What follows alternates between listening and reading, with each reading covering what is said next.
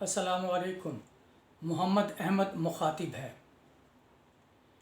قاضی فائز عیسیٰ جنہوں نے 17 ستمبر کو بحیثیت چیف جسٹس آف پاکستان حلف اٹھایا، یہ ہمارے 29ویں چیف جسٹس ہیں۔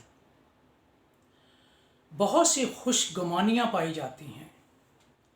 یاد رکھیے گا، قاضی صاحب کا تعلق بلوچستان سے ہے، بنیادی تعلیم بھی بلوچستان کی ہے، پھر کراچی تشریف لے گئے، وہاں تعلیم حاصل کی اور اس کے بعد لندن۔ بہت سی حیثیتوں سے کام کرتے رہے، ایک لمبا دور ہے ان کی پریکٹس کا، اور اس کے بعد پھر چیف جسٹس بنے۔ ان کے چیف جسٹس بننے پر بہت سے تبصرہ جات کیے جا رہے ہیں، اخباروں میں بہت کچھ لکھا جا رہا ہے کہ لوگ بہت خوش ہیں، ان کے آنے سے ان کی امید بندھی ہے، اور اندھیرے میں شاید یہ ایک کرن ہے جو روشن ہوئی ہے، اور آنے والے وقت میں جو عدالتی مسائل ہیں، عدالتی نقائص ہیں، جو عدالتوں میں بے ایمانیاں ہوتی ہیں، جو عدالتوں میں ناانصافیاں ہوتی ہیں، یہ نہیں ہوں گی، چاہے وہ بڑے کورٹ ایپیکس کورٹ ہوں یا لوور کورٹس، وہاں پر انشاءاللہ انصاف ہوگا۔ لوگ بیچارے جو تکلیف میں رہتے ہیں، انصاف کی آس پر بہت عرصہ چلا جاتا ہے، کئی سال گزر جاتے ہیں اور پھر فیصلے نہیں ہوتے، ان کے آنے سے انشاءاللہ یہ تمام مسائل دور ہو جائیں گے۔ سوشل میڈیا پر بہت کچھ کہا جا رہا ہے، اسی طرح کی خوش گمانیاں، خوش بیانات دیے جا رہے ہیں کہ یہ بہت ایماندار اور اصول پرست چیف جسٹس ہیں۔ اللہ کرے ایسا ہی ہو۔ ویسے چیف جسٹس کی تاریخ اچھی تاریخ ہے، کچھ اچھے فیصلے انہوں نے کیے ہیں، اور یہ بھی کہا جاتا ہے کہ کبھی ناانصافی نہیں کی۔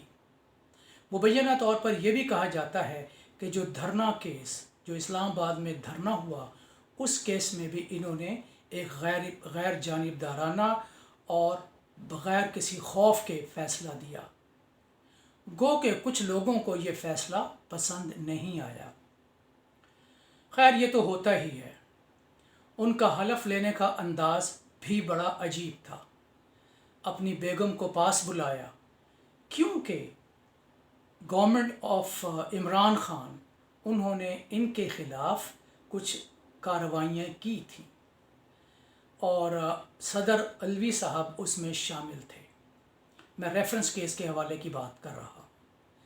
بہرحال میں نے پہلے عرض کیا کہ بہت سے لوگ خوش ہیں، بہت سے لوگ ان کے آنے کو ایک انقلاب سے، یعنی عدالتی انقلاب سے تعبیر کر رہے ہیں۔ میں جب لوگوں کی ان چیزوں کو دیکھتا ہوں، اخباروں کی خود پڑھتا ہوں، اور پھر وہ خوش گمانیاں جو سامنے آتی ہیں، تو مجھے ایک ڈرامہ یاد آ جاتا ہے۔ انگریزی ادب میں یہ ڈرامہ سیموئل بیکٹ نے لکھا تھا۔ سیموئل بیکٹ 1953 میں لکھا گیا یہ ڈرامہ، اور اس کا نام تھا ویٹنگ فار گوڈو، GODOT، لیکن اسے پڑھتے گوڈو ہیں۔ اور یہاں پر میں تھوڑا سا عرض کر دوں کہ خود سیموئل بیکٹ نے یہ بات کہی تھی کہ یہ گاڈ کا حوالہ نہیں ہے۔ سیموئل بیکٹ بنیادی طور پر آئرش رائٹر ہیں۔ پہلے انہوں نے ناول لکھنے شروع کیے، لیکن کوئی خاص پذیرائی نہ ہو سکی۔ پھر انہوں نے پلیز لکھنا شروع کر دیے، اور یہ پھر معرکۃ الآراء، میں اسے اوپس میگنم کہوں گا، جو یہ پلے لکھا گیا۔ مختصر پلے، مختصر کردار، کوئی بہت بڑا ایکشن نہیں، لیکن بہت ہی خوبصورت پلے ہے، معنوی اعتبار سے زبردست۔ پلے کچھ یوں ہے، میں مختصر تعارف دوں گا کہ دو لوگ درخت کے نیچے کھڑے ہیں، اور وہ درخت، اس کے پتے بھی نہیں ہیں، that is a leafless tree۔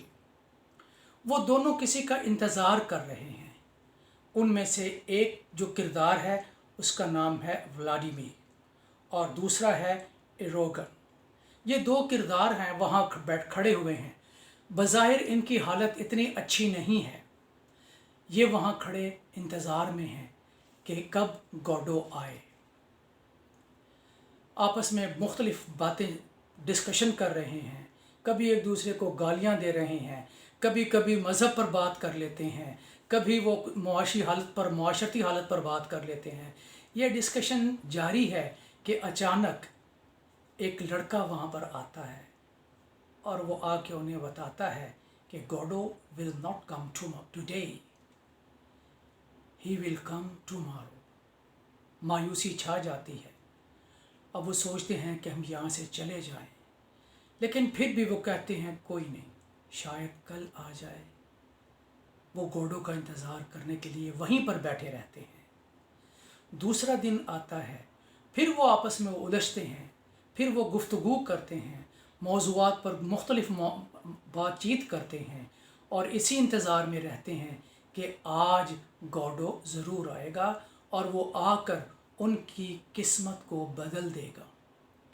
وہ مزریز جو ان پر انفلکٹ ہو چکی، وہ تکلیفیں جن کو وہ فیس کر رہے تھے، وہ معاشرتی رویے جو ان کے سامنے تھے، وہ چاہتے تھے کہ وہ گوڈو آئے اور ان کو بدل دے. ان کے نزدیک گوڈو جو تھا وہ امید کی کرن تھا. گوڈو ان کے حالات کو بدلنے کا ایک کردار تھا. اس پر وہ اینٹیسپیٹ کیے بیٹھے تھے، لیکن گوڈو پھر نہیں آتا.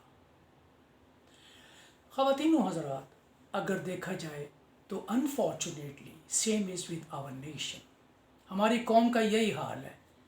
جب کوئی آتا ہے تو ہم خوش ہو جاتے ہیں کہ یہ نیا نجات دہندہ آ گیا. بھٹو صاحب کو دیکھیں، ایز اے نجات دہندہ، liberator that will liberate the nation. وہ گئے، ضیاء الحق صاحب تشریف لائے، قوم نے بہت سی مٹھائیاں تقسیم کی کہ یہ ایک نیا لبریٹر آیا، نیا گوڈو آ گیا. لیکن ان کے جانے پر پھر معلوم ہوا کہ لوگوں نے مٹھائیاں بانٹی نہیں. ان کے جانے کے بعد دوسرے لیڈر آتے ہیں، پھر نواز شریف آتے ہیں، بے نظیر بھٹو آتی ہیں، اور اسی طرح ان کے آنے پر لوگ خوشیوں کے نعرے بلند کرتے ہیں. یہ خیال کرتے ہیں کہ یہ ہمارے گوڈو ہیں، یہ ہماری قسمت کو بدلنے آئے ہیں، یہ ہماری مزریز کو دور کرنے آئے ہیں، ہماری تکلیفوں کو، ہماری قوم کے مسائل کو حل کرنے کے لیے آئے ہیں. لیکن خواتین و حضرات، تاریخ کیا بتاتی ہے؟ ایسا نہیں ہوا. افتخار چودھری تشریف لائے، بڑا غلغلہ تھا، بڑا جوش تھا. کیا ہوا؟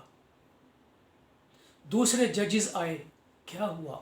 سب کچھ ہمارے سامنے ہے. لیکن کمبختی یہ ہے ہماری کہ شاید ہم اپنی قسمت خود نہیں بدلتے. ہم ہمیشہ انتظار کرتے رہتے ہیں کسی مسیحا کا. یہ ایک unfortunate, I should say unfortunate for our nation. We have always been waiting for Godot, and I'm sure we will continue waiting for Godot. And Godot will never come. Thank you very much.